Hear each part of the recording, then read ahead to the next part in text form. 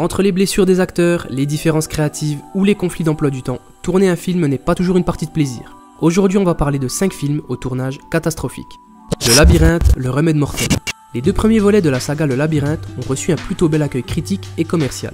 Ils sont sortis à 1 an d'intervalle, respectivement en octobre 2014 et octobre 2015, et le 3e volet devait arriver lui en janvier 2017 au cinéma. Mais Dylan O'Brien, qui campe le rôle de Thomas, s'est blessé lors du tournage en Afrique du Sud.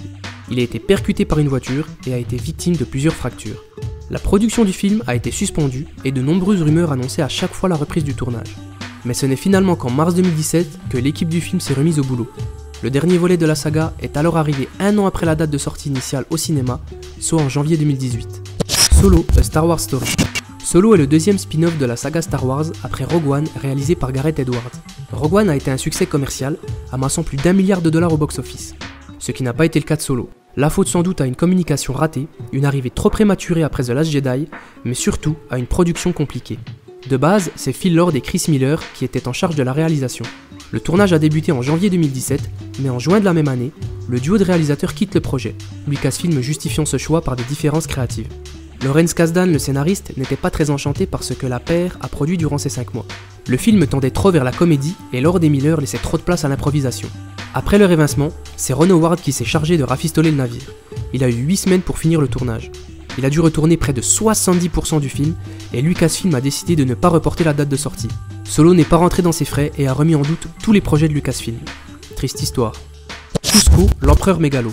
Je pense que même si vous n'avez pas d'énormes notions techniques en cinéma, vous vous doutez sans doute que la production d'un film d'animation est différente d'un film live action. Chaque image est planifiée avant de lancer l'animation. On parle de plusieurs semaines pour animer moins de 10 secondes de vidéo. A la base, Kuzco devait être une comédie musicale dramatique basée sur le roman Le Prince et le Pauvre. L'histoire se centrait sur un prince inca et un paysan qui échangeaient leur place et d'une sorcière qui cherchait à détruire le soleil pour trouver l'immortalité. Mais Disney a stoppé la production alors que près de 25% du film avait déjà été finalisé. Roger Allers, réalisateur du Roi Lion, était alors en charge du film qui se nommait initialement Kingdom of the Sun. Mais pour des conflits d'emploi du temps et des différences créatives avec son co-réalisateur Mark Dindal, Allers quitte le projet. Sting et les 8 chansons qu'il a composées ainsi que les doubleurs sont mis de côté.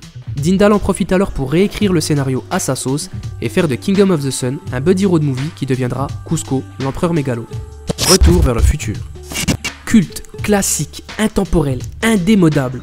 On pourra encore ajouter pas mal de superlatifs pour définir Retour vers le futur. Pourtant le film aurait pu être bien différent de ce qu'on lui connaît. Avant que Michael J. Fox rejoigne le casting, c'est Eric Stoltz qui campait le rôle de Marty McFly. Jusqu'à ce que Steven Spielberg et Robert Zemeckis décident de lui montrer la porte. Les raisons ? Eric Stoltz prenait un ton trop sérieux pour le rôle, n'était pas à l'aise sur un skateboard et était assez insupportable sur le tournage.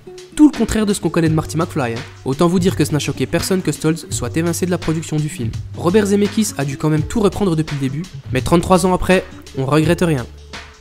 L'homme qui tua Don Quijote. S'il y a bien un projet que Terry Gilliam peut se réjouir d'avoir achevé, c'est bien celui-ci. L'homme qui tua Don Quijote lui a occupé l'esprit pendant près de 30 ans. En 1989, il lit le roman Don Quijote de Cervantes et prend la décision de le porter sur grand écran. Mais c'est seulement en 2000, lors du Festival de Cannes, que Gilliam annonce le début de la production avec Jean Roquefort et Johnny Depp dans les rôles titres. Alors que le tournage avait commencé, le comédien français est victime d'une hernie discale qui l'empêche de continuer. En plus de ça, une crue ravage les décors du film. Premier échec pour Gilliam, mais il ne renonce pas pour autant. 10 ans plus tard, Gilliam fait son retour, de nouveau au Festival de Cannes, et annonce que le projet renaît de ses cendres avec cette fois-ci Robert Duvall et Ewan McGregor au casting. Mais le réalisateur s'est de nouveau fourvoyé. Alors qu'il perd son financement, le projet tombe de nouveau à l'eau.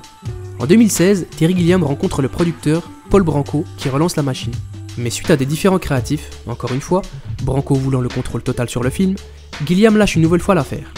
Et ce n'est qu'un an plus tard que Gilliam peut enfin achever le projet de sa vie grâce à Tornasol Films qui lui donne les moyens nécessaires pour tourner son long métrage. C'est maintenant Jonathan Pryce et Adam Driver qui sont à l'affiche. Terry Gilliam a pu projeter L'homme qui tua Don Quijote en clôture du Festival de Cannes 2018.